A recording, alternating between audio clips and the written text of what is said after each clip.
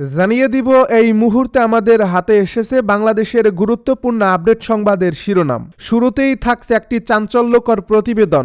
12 ফেব্রুয়ারির নির্বাচন থমকে গেল। ডোনাল্ড ট্রাম্পের ফোনে ইনুস সরকারের উপরে চাপ। আওয়ামী লীগ ছাড়া ভোট মানবে না যুক্তরাষ্ট্র। এ নিয়ে থাকবে আমাদের একটি বিস্তারিত প্রতিবেদন, তাই সম্পূর্ণ ভিডিও জুড়ে আমাদের সাথেই থাকুন। এবারে থাকছে অবশেষে বিএনপির ভারপ্রাপ্ত চেয়ারম্যান থেকে পুরোপুরি চেয়ারম্যান হলেন তারেক রহমান। সব শেষে জানিয়ে দিব ভিপি নূরকে বহিষ্কারের বিজ্ঞপ্তি নিয়ে যা জানা গেল। এতক্ষণ শুনছিলেন হাতে থাকা আপডেট সংবাদের শিরোনাম, এবারে বিস্তারিত। তবে তার আগে অনুরোধ রইল ভিডিওটিতে একটি লাইক এবং কমেন্ট করে জানিয়ে দিন ভিডিও সম্পর্কে আপনার মূল্যবান মতামত। আরও জানিয়ে দিন ভিডিওটি কোথা থেকে দেখছেন বা কোন জেলা থেকে দেখছেন। 12 ফেব্রুয়ারি নির্বাচন থমকে গেল। ডোনাল্ড ট্রাম্পের ফোনে ইনুস সরকারের উপর চরম চাপ। আওয়ামী লীগ ছাড়া ভোট মানবে না যুক্তরাষ্ট্র। দর্শক, এই মুহূর্তে বাংলাদেশের রাজনীতিতে যে ভয়াবহ নাটকীয় মোড় সৃষ্টি হয়েছে সেটি সাম্প্রতিক সময়ের যে কোনো ঘটনার চেয়েও বেশি বিস্ময়কর ও তাৎপর্যপূর্ণ। কারণ 12 ফেব্রুয়ারি জাতীয় সংসদ নির্বাচন ঘিরে যে প্রক্রিয়া চলছিল তা হঠাৎ করে স্থগিত হয়ে যাওয়ার আশঙ্কা নয়, বরং কার্যত আন্তর্জাতিক শক্তির সরাসরি হস্তক্ষেপে নির্বাচন থামিয়ে দেওয়ার বাস্তবতায় রূপ নিতে শুরু করেছে। এবং এই পুরো ঘটনা প্রবাহের কেন্দ্রবিন্দুতে রয়েছেন যুক্তরাষ্ট্রের সাবেক প্রেসিডেন্ট ডোনাল্ড ট্রাম্প, যিনি ডক্টর মুহাম্মদ ইউনূসকে সরাসরি ফোন করে এক প্রকার চূড়ান্ত ভাষায় জানিয়ে দিয়েছেন যে আওয়ামী লীগকে বাইরে রেখে বাংলাদেশে কোনো নির্বাচন যুক্তরাষ্ট্র গ্রহণ করবে না। এমনকি প্রয়োজনে পুরো নির্বাচনী প্রক্রিয়া বন্ধ করে দেওয়ার দিকেও তারা যেতে পারে, যা ডক্টর ইউনূসের নেতৃত্বাধীন অন্তর্বর্তী সরকারের জন্য এক ভয়ানক রাজনৈতিক ও কূটনৈতিক সংকট তৈরি করছে। কারণ একদিকে দেশের ভেতরে নির্বাচন পরিচালনার আইনগত সক্ষমতা নিয়ে প্রশ্ন উঠেছে, অন্যদিকে আন্তর্জাতিক স্বীকৃতি ছাড়া একটি নির্বাচনের বৈধতা কতটা থাকবে সেই প্রশ্নও এখন বড় হয়ে দেখা দিয়েছে। ইতিমধ্যে হাইকোর্টে জাতীয় সংসদ নির্বাচন প্রক্রিয়া স্থগিত চেয়ে রিট দায়ের হয়েছে, যেখানে অ্যাটর্নি জেনারেল এবং নির্বাচন কমিশনের সিনিয়র সচিবের বৈঠককে কেন্দ্র করে নতুন করে আলোচনা শুরু হয়েছে যে আদালতের নির্দেশে যদি নির্বাচন স্থগিত হয় তাহলে একই দিনে একাধিক নির্বাচনের কোনো সাংবিধানিক বা আরপিওগত ভিত্তি নেই, বরং সংবিধান ও নির্বাচন আইন অনুযায়ী অন্তর্বর্তীকালীন সরকার আদৌ নির্বাচন পরিচালনা করতে পারে কিনা সেটাই এখন মুখ্য প্রশ্ন হয়ে দাঁড়িয়েছে।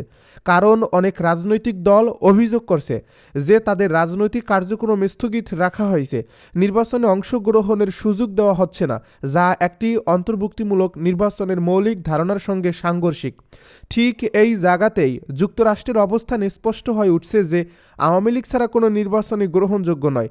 এবং এই বার্তাটি শুধু কূটনৈতিক চ্যানেলেই নয়, বরং সরাসরি ডক্টর ইউনূসের কাছে পৌঁছে দেওয়া হয়েছে ট্রাম্পের ফোন কলের মাধ্যমে, যা বাংলাদেশের অভ্যন্তরীণ রাজনীতিতে এক অভূতপূর্ব নজির।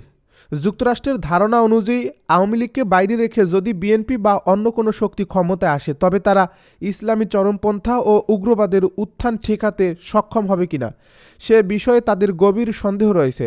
বিশেষ করে সাম্প্রতিক সহিংস ঘটনা, হত্যাকাণ্ড, সংখ্যালঘু ও মিডিয়ার উপর হামলার প্রেক্ষাপটে ওয়াশিংটনের উদ্বেগ আরও বেড়েছে।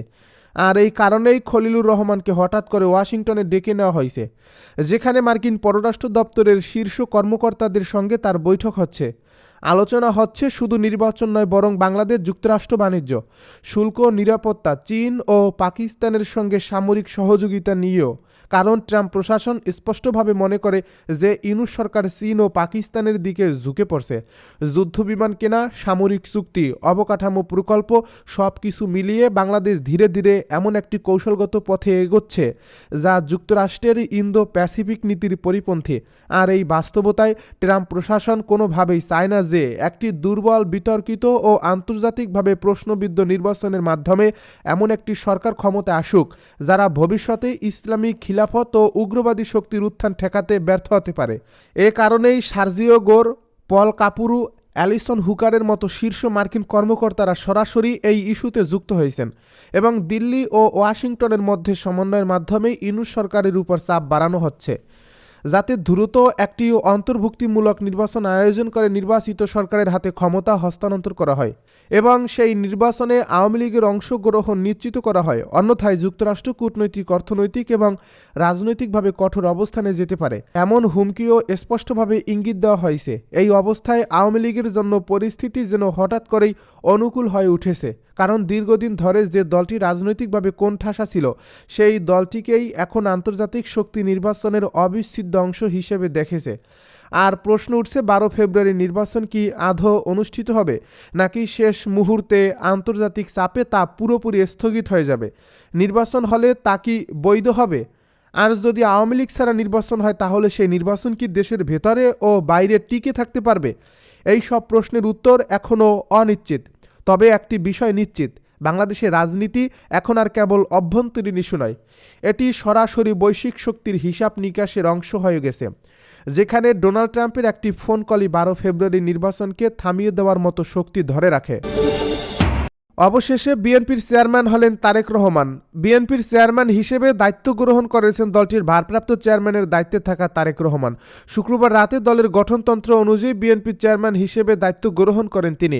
সংবাদ মাধ্যমে পাঠানো এক বিজ্ঞপ্তিতে এই তথ্য জানানো হয়। এতে বলা হয়, বিএনপি চেয়ারপারসন ও সাবেক প্রধানমন্ত্রী বেগম খালেদা জিয়ার মৃত্যুজনিত কারণে দলের চেয়ারম্যান পদটি শূন্য হয়। এ পরিপ্রেক্ষিতে বিএনপির গঠনতন্ত্র অনুযায়ী জাতীয় স্থায়ী কমিটির এক সভা অনুষ্ঠিত হয়। সভায় সর্বসম্মতিক্রমে শূন্য পদে আনুষ্ঠানিকভাবে বিএনপির চেয়ারম্যান হিসেবে তারেক রহমানকে দায়িত্ব প্রদান করা হয়। এর মাধ্যমে তিনি দলীয় গঠনতন্ত্র অনুসারে বিএনপির চেয়ারম্যান হিসেবে দায়িত্ব গ্রহণ করেন। এর আগে আওয়ামী লীগ সরকারের আমলে 2018 সালে বেগম খালেদা জিয়া জেলে যাওয়ার পর তারেক রহমানকে দলের ভারপ্রাপ্ত চেয়ারম্যান হিসেবে ঘোষণা করে বিএনপি। 2002 সালের 22 জুন দলের সিনিয়র যুগ্ম মহাসচিব পদ তৈরি করে তারেক রহমানকে ওই পদে অধিষ্ঠিত করা হয়। 2009 সালে দলের সম্মেলনে তাকে সিনিয়র ভাইস চেয়ারম্যান করা হয়। মাঝে 1/11 সময় জেলে যেতে হয়েছিল তারেক রহমানকে। 2009 থেকে 2024 সালের 5 আগস্ট পর্যন্ত কর্তৃত্ববাদী আওয়ামী লীগ সরকার তাকে রাজনীতি থেকে দূরে রাখার চেষ্টা করেছিল। গণমাধ্যমে তার বক্তব্য প্রকাশেও নিষেধাজ্ঞা দেওয়া হয়েছিল। ভিপি নূরকে বহিষ্কারের বিজ্ঞপ্তি নিয়ে যা জানা গেল। গণ অধিকার পরিষদের সভাপতি নুরুল হক নূরকে কারণ দর্শানোর শোকজ নোটিশ দেওয়া এবং দল থেকে সাময়িক অব্যাহতির একটি খবর সামাজিক যোগাযোগ মাধ্যমে ছড়িয়ে পড়েছে। তবে সেটিকে সম্পূর্ণ ভুয়া বলে জানিয়েছেন দলের উচ্চতর পরিষদের সদস্য ও গণমাধ্যম সমন্বয়ক আবু হানিফ। শুক্রবার রাতে এ তথ্য জানান তিনি।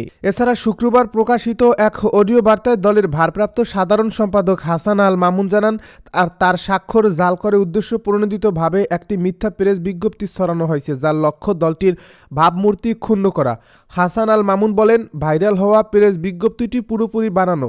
অন্য একটি নথি থেকে তার স্বাক্ষর কপি করে দলের প্যাডে বসানো হয়েছে। গণ অধিকার পরিষদের পক্ষ থেকে এ ধরনের কোনো সিদ্ধান্ত নেওয়া হয়নি বলেও তিনি স্পষ্ট করেন।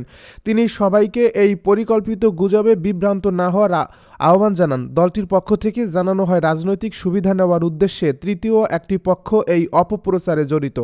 সাম্প্রতিক সময়ে বিএনপির সঙ্গে আসন সমঝোতা ইস্যুকে কেন্দ্র করে গণ অধিকার পরিষদের ভেতরে কিছুটা অসন্তোষ ও উত্তেজনা দেখা গেলেও সেই পরিস্থিতিকে কাজে লাগিয়ে গুজব ছড়ানো হচ্ছে বলে মনে করছেন দলটির নীতি নির্ধারকেরা। সভাপতির বিরুদ্ধে দলীয় সিদ্ধান্তের বাইরে গিয়ে আসন সমঝোতার অভিযোগ এবং দপ্তর সম্পাদককে সাময়িক অব্যাহতির ঘটনাকে ঘিরে গত বৃহস্পতিবার রাজনৈতিক অঙ্গনে নানা আলোচনা চলে। দলের উচ্চতর পরিষদের সদস্য ও গণমাধ্যম সমন্বয়ক আবু হানিফ মনে করছেন, এই গুজবের পেছনে নির্বাচনী রাজনীতির সংশ্লিষ্টতা রয়েছে। তিনি বলেন, পটুয়াখালী 3 আসনে নুরুল হক নূরের ট্রাক প্রতীকের পক্ষে ব্যাপক জনসমর্থন তৈরি হয়েছে। এতে ঈর্ষান্বিত হয়ে একটি গোষ্ঠী পরিকল্পিতভাবে ভুয়া তথ্য ছড়াচ্ছে। আসন্ন ত্রয়োদশ জাতীয় সংসদ নির্বাচন সামনে রেখে যাচাই ছাড়া কোনো তথ্য প্রচার না করার জন্য তিনি গণমাধ্যম ও সাধারণ মানুষের প্রতি আহ্বান জানান। এর আগে দলের সভাপতি পদ থেকে নুরুল হক নূরের বহিষ্কারের একটি ভুয়া নোটিশ সামাজিক যোগাযোগ মাধ্যমে ছড়িয়ে পড়ে।